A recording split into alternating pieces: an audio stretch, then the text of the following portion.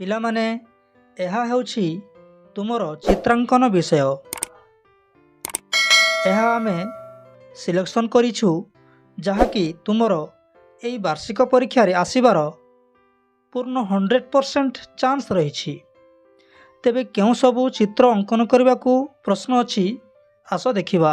ପ୍ରଥମ ପ୍ରଶ୍ନ, ତଳେ ଦିଆଯାଇଥିବା ଖାଲି କୋଠରୀ ଭିତରେ ଯେକୌଣସି ଗୋଟିଏ ଚିତ୍ର ଅଙ୍କନ କର ଓ ରଙ୍ଗ ଦିଅ।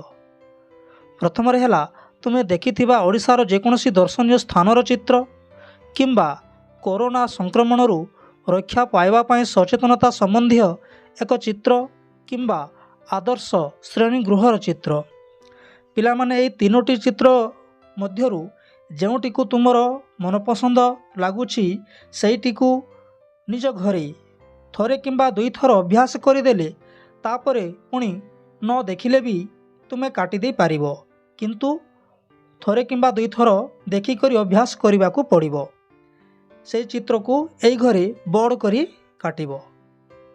ତାପରେ ପରବର୍ତ୍ତୀ ପ୍ରଶ୍ନ କ'ଣ ଅଛି, ଆସ ଦେଖିବା। ପରବର୍ତ୍ତୀ ପ୍ରଶ୍ନ ଅଛି, ତଳେ ଦିଆଯାଇଥିବା ଖାଲି କୋଠରୀ ଭିତରେ ଯେକୌଣସି ଗୋଟିଏ ଚିତ୍ର ଅଙ୍କନ କର ଓ ରଙ୍ଗ ଦିଅ। କ'ଣ କ'ଣ ଅଛି?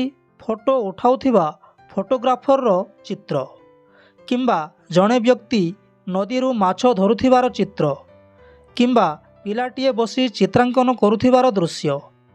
ପିଲାମାନେ, ଏହି ତିନୋଟି ଚିତ୍ରରୁ ତୁମର ମନପସନ୍ଦ ଲାଗୁଥିବା ଗୋଟିଏ ଚିତ୍ରକୁ ନିଜ ଘରେ ବାରମ୍ବାର ଥରେ କିମ୍ବା ଦୁଇଥର ଦେଖିକରି ଅଭ୍ୟାସ କରିବ। ତାପରେ ନ ଦେଖିକରି ମଧ୍ୟ ତାହାକୁ ତୁମେ ଅଙ୍କନ କରିଦେଇ ପାରିବ।